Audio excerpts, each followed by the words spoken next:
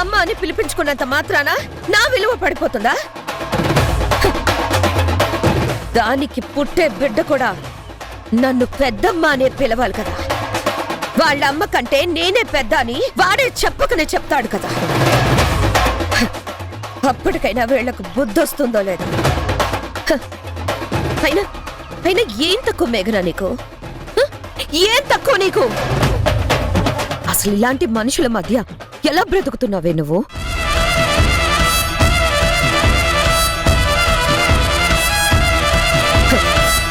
ఇది నీ స్థాయికి తగ్గ చోటు కాదు.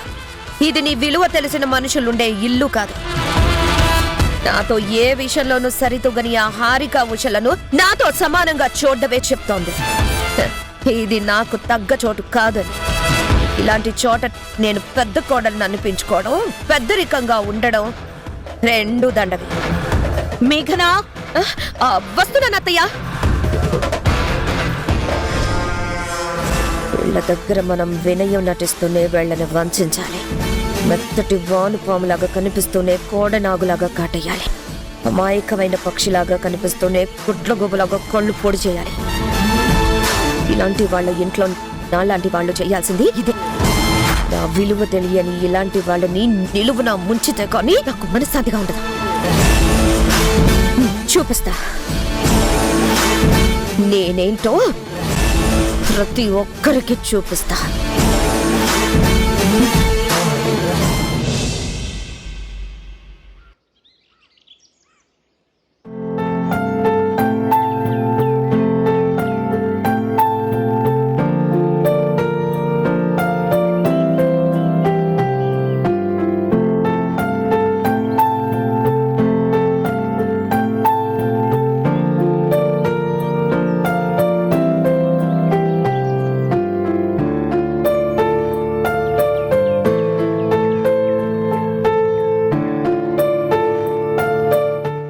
ఈ ఫైల్ మొత్తం చాలా కన్ఫ్యూజింగ్ గా ఉంది.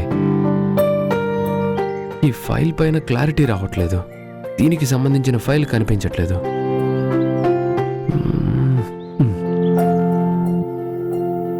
Hello sir. సోనీ, ఒకసారి నా క్యాబిన్కి రా. Okay sir.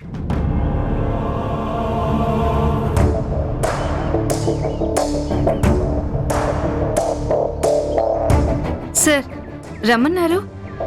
ఎంసీఆర్ ప్రాజెక్ట్ కి సంబంధించిన ఇంకొక ఫైల్ ఉండాలి కదా, అది ఎక్కడుంది? ఆ ఫైల్ కిరణ్మయ్ మేడం దగ్గర ఉంది సార్. అమ్మ దగ్గర? అక్కడెందుకుంది?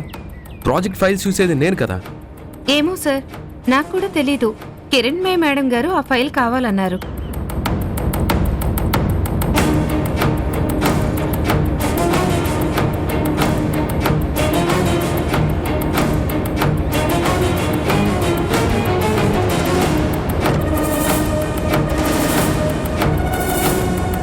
అమ్మా.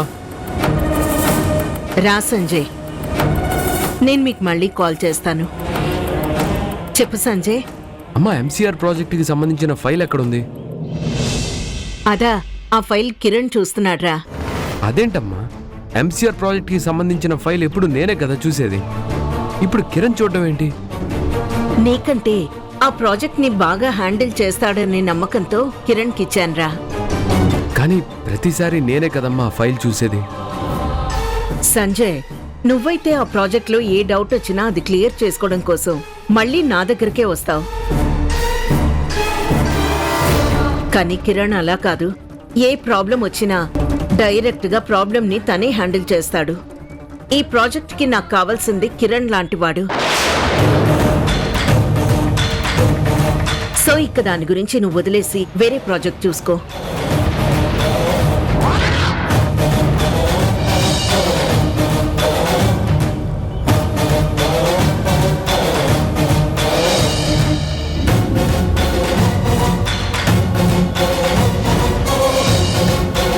ఇంకేమన్నా మాట్లాడాలా?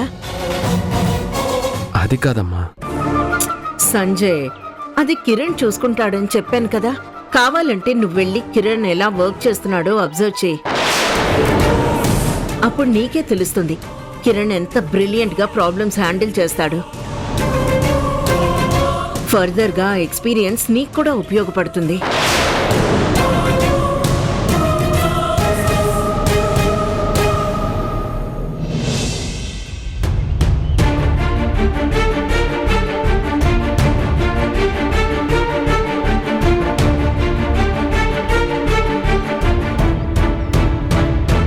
అదేంటి సార్ మేడం అలా అనేశారు?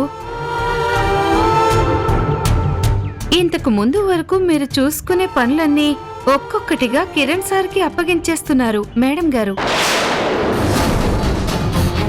దీని అర్థం మీ మీద నమ్మకం తగ్గిందనా, లేక కిరణ్ గారి మీద మాత్రమే నమ్మకం ఉందనా? ఏదేమైనా మిమ్మల్ని ఇలా తీసిపారేయటం నాకేమీ నచ్చలేదు సార్.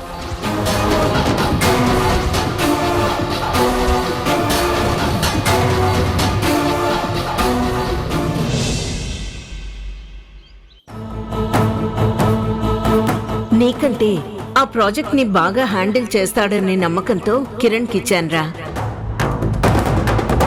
ఈ ప్రాజెక్ట్ కి నాకు కావాల్సింది కిరణ్ లాంటివాడు. సో ఇక దాని గురించి నువ్వు వదిలేసి వేరే ప్రాజెక్ట్ చూసుకో. నేను కిరణ్ దేశ్ముఖ్ గారి మీటింగ్ కి వెళ్తున్నాం. నువ్వు ఆ మీటింగ్ కి అవసరం లేదు, డైరెక్ట్ గా ఆఫీస్కి వెళ్ళిపో.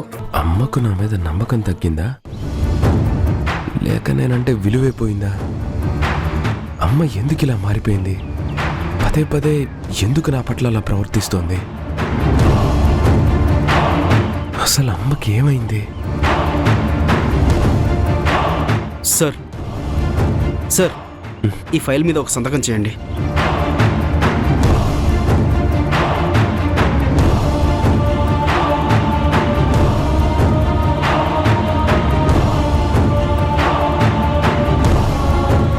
Thank you sir. Shivanand sir godown చెకింగ్కి వెళ్ళాలి కదా, బయలుదేరదాం. అవసరం లేదు సార్, ఆల్రెడీ వెళ్ళిపోయారు. ఎవరు వెళ్ళారు? కిరణ్మయ్ మేడం గారు, కిరణ్ సార్ ఇద్దరూ కలిసి చెకింగ్కి వెళ్ళారు సార్. అవునా?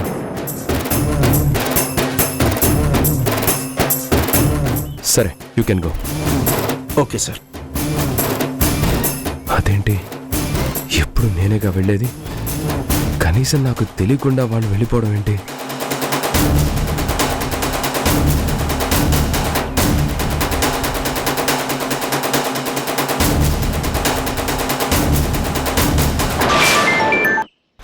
చెప్పు సంజయ్. నాన్న, నేను లేకుండా అమ్మ గోడౌన్ చెకింగ్కి వెళ్ళిందేంటి? అమ్మ ఒక్కతే కాదురా, తనతో పాటు కిరణ్ కూడా తీసుకెళ్ళింది. అదేంటి నాన్న, నేను వెళ్ళకపోతే గోడౌన్లో స్టాక్ ఎవరు చెక్ చేస్తారు? అక్కడ నేను లేకపోతే అమ్మకి గోడౌన్ స్టాక్ ఎవరు ఎక్స్ప్లెయిన్ చేస్తారు? మీ అమ్మ నాతో రాత్రే చెప్పిందిరా, చెకింగ్కి కిరణ్ తీసుకుని వెళ్తానని. కిరణ్ ఆల్రెడీ అక్కడ రాకంతా చెక్ చేసేసాడంట. దానికి సంబంధించిన ఫైల్స్ కూడా మొత్తం చెక్ చేసేసాడంట. కిరణ్ వెరీ క్యాపబుల్ పర్సన్ అని మీ అమ్మ ఫీలింగ్. తన నమ్మకాన్ని నేనెందుకు క్వశ్చన్ చేయాలని సరే అన్నాను. సరే నాన్న. ఓకేరా, బాయ్.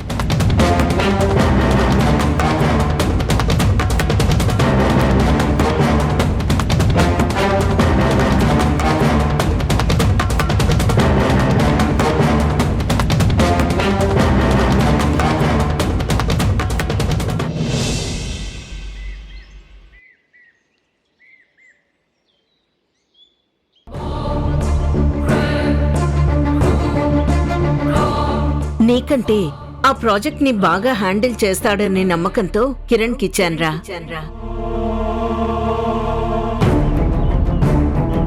ఈ ప్రాజెక్ట్ కి నాకు కావాల్సింది కిరణ్ లాంటివాడు. సో ఇక దాని గురించి నువ్వు వదిలేసి వేరే ప్రాజెక్ట్ చూసుకో.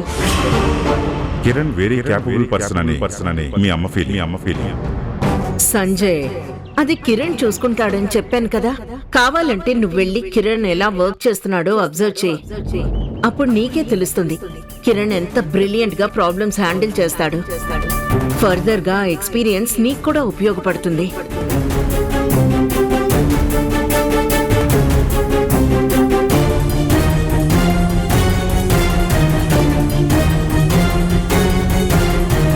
అదేంటి సంజయ్ అప్పుడే వచ్చేసావు?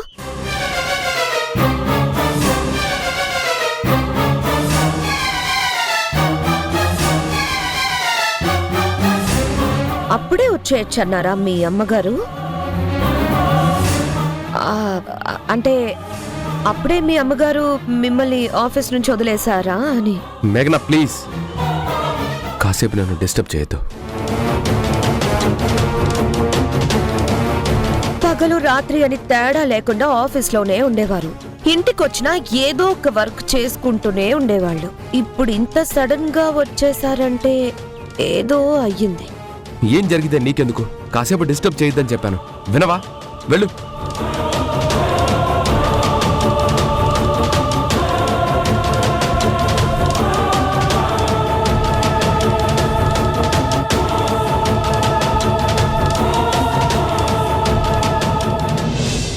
ఆఫీస్లో ఏం జరిగిందో నేను సోనీని అడిగి తెలుసుకుంటాను. Hello Soni. Madam, Kiran sir వచ్చాక సంజయ్ సార్కి వర్క్ తక్కువైపోయింది. కిరణ్మయ్ మేడం గారు కిరణ్ సార్కి ఎక్కువ ఇంపార్టెన్స్ ఇస్తున్నారు. అందుకే సంజయ్ సారు త్వరగా ఇంటికి వచ్చేసుంటారు. ఓకే, మళ్ళీ కాల్ చేస్తాను.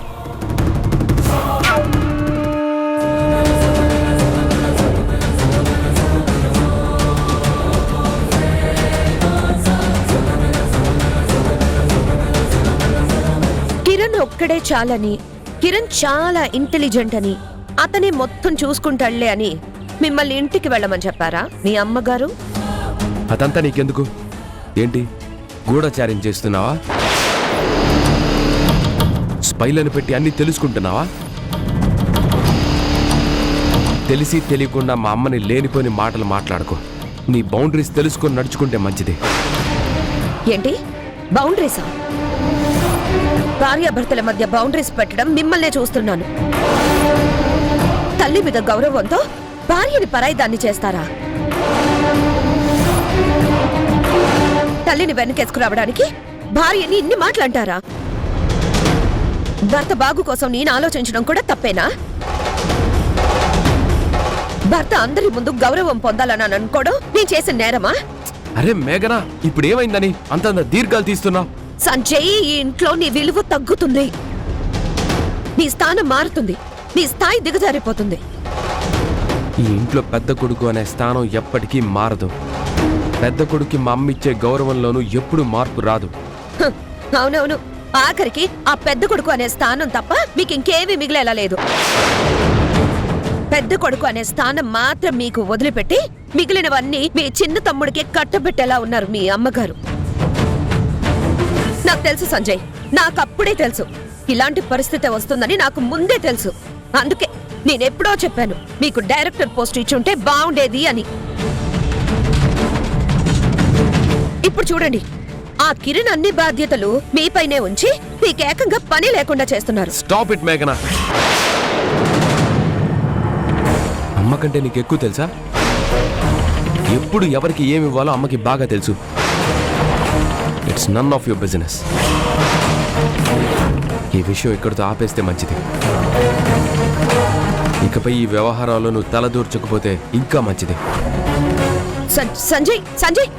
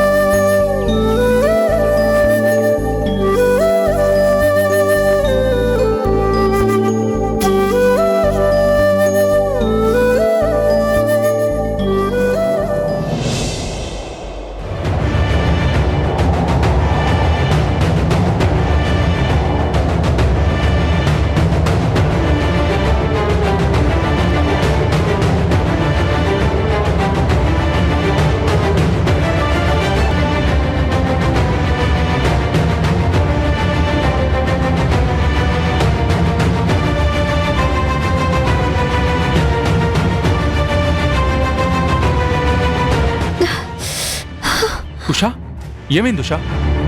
బావగారు ఒకసారి నన్ను చూడు. నువ్వు పర్వాలేదు.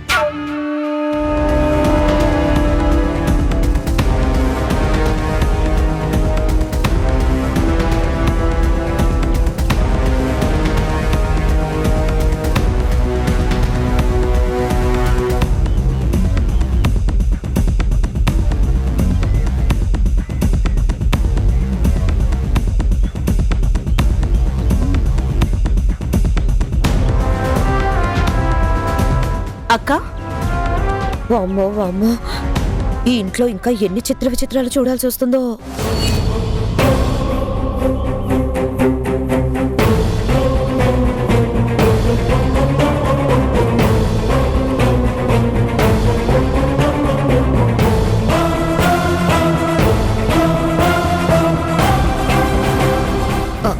హారిక, వాళ్ళిద్దరిని అలా చూస్తుంటే నీకేమనిపిస్తుంది? ఏమనిపిస్తుందక్క? ఉషా కంట్లో ఏదో పడితే తరుణ్ ఊదుతున్నాడు. అయ్యో హారిక, నువ్వు మరీ ఇంత అమాయకురాలివా? నీకో విషయం తెలుసా? చరిత్రలో పెద్ద పెద్ద యుద్ధాలన్నీ ఆడవాళ్ల వల్లే జరిగాయంట. ఇప్పుడు ఈ ఉష వల్ల మన ఇంట్లో ఎలాంటి యుద్ధాలు జరుగుతాయో ఏంటో. ఏం మాట్లాడుతున్నావక్క? ఒక భార్య భర్త ఇద్దరు చిలక గోరింకల్లా ఉన్నారనుకో, అందరికి చూడముచ్చటగా ఉంటుంది. వాళ్ళిద్దరి మధ్యకి మరో చిలుక వచ్చిందనుకో, అప్పుడు అసలైన యుద్ధం మొదలవుతుంది. అసలు నువ్వేం చెప్పాలనుకుంటున్నావక్క? ఇక్కడ చిలక గోరింకలు నువ్వు తరుణ్, మీ మధ్యలోకి వస్తున్న ఆ కొత్త చిలక ఉష.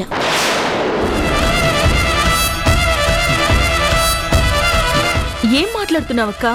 ఎందుకులే హారిక, నేనేమైనా చెప్తే నేనే ఆ యుద్ధానికి శంఖారావం పూరించినట్టు అవుతుంది. ఈ విషయం ఇక్కడితో వదిలేలే.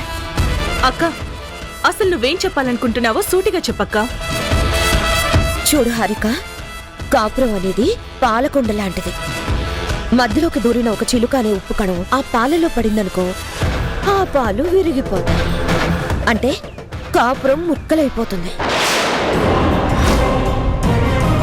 ఈ ఉష వల్ల నీకు తరుణ్కి మధ్య అందమైన నావలా సాగుతున్న కాపురం హఠాత్తుగా ఏ నడు సముద్రంలోనో మునిగిపోవడం ఖాయం.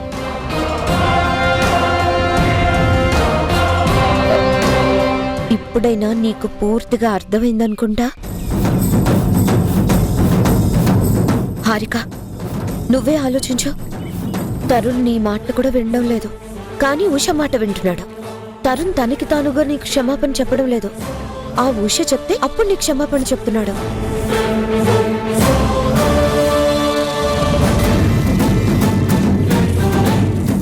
ఆఖరికి మొన్న నీకు కొత్త చీర కొనిచ్చాడు కదా, అదేంటో తెలుసా? ఆ రోజు తెచ్చినవి 2 చీరలు. అందులో ఆ ఉషకి నచ్చిన చీర ఉషాకిచ్చి సెకండ్ ప్రయారిటీగా 2వ చీరని నీకు తెచ్చిచ్చాడు.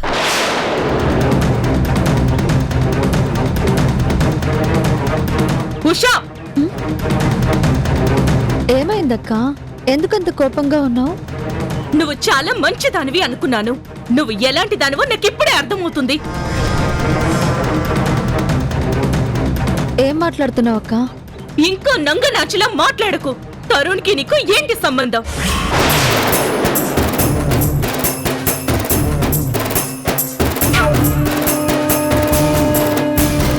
తరుణ్ని నీ వాళ్ళలోకి లాక్కోవాలనుకుంటున్నావా? నా నుండి లాక్కొని నీ సొంతం చేసుకుందామనుకుంటున్నావా?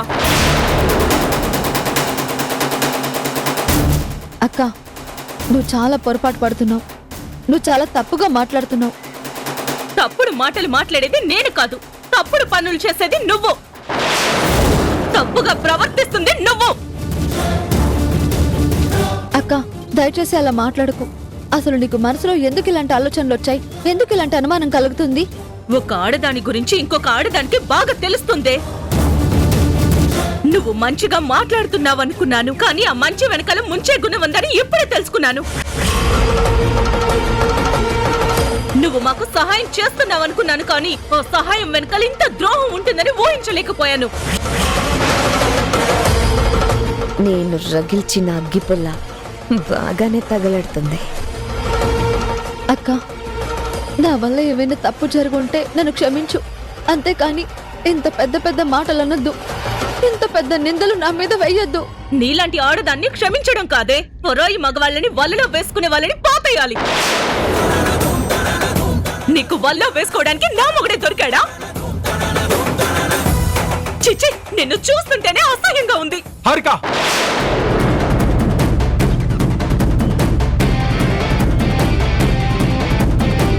అసలు నువ్వేం మాట్లాడుతున్నావో నీకైనా అర్థం అవుతుందా? సాటి ఆడదాని మీద ఇంత పెద్ద నిందలు వేస్తావా? అబ్బో, ఆవిడ గారిని అనగానే మీకెందుకు పడుచుకొస్తుంది? ఆవిడ గాలం వేయడమే కాదు, ఆ గాలానికి మీరు కూడా పడిపోయారా ఏంటి? హారిక బావగారు,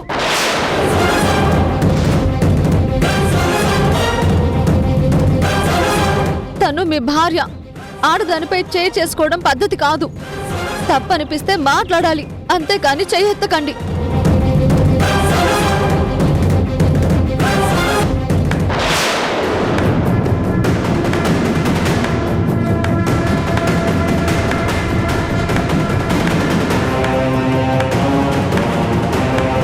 wow, what a super scene! నేను ఇలాంటి సీన్ సినిమాల్లో కూడా చూడలేదు. ఎప్పుడు లేంది నా భర్త నా మీద చేయి చేసుకోవడానికి చెయ్యెత్తడమంటాం, కొట్టొద్దని ఈ ఉషా గారు ఆపడమంటాం. ఏం తరుణ్, ఉషా నిన్ను అంత చెప్పు చేతుల్లో పెట్టుకుందా?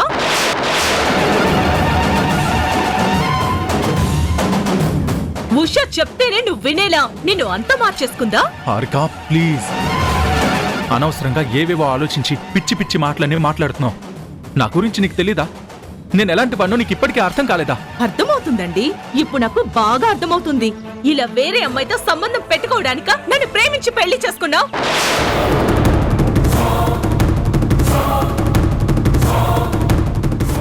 నాకు తరుణ్ కి మధ్య ఉన్న ఒక ప్రేమ పాసాన్ని తెంచడానికి చూస్తున్నావు.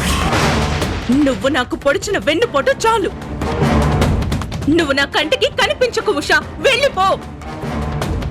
ఉషా, నీ హారిక ఎందుకు తిడుతోంది? అంటే అత్తయ్య, అది నసగడం ఆపి ఏం జరిగిందో చెప్పు.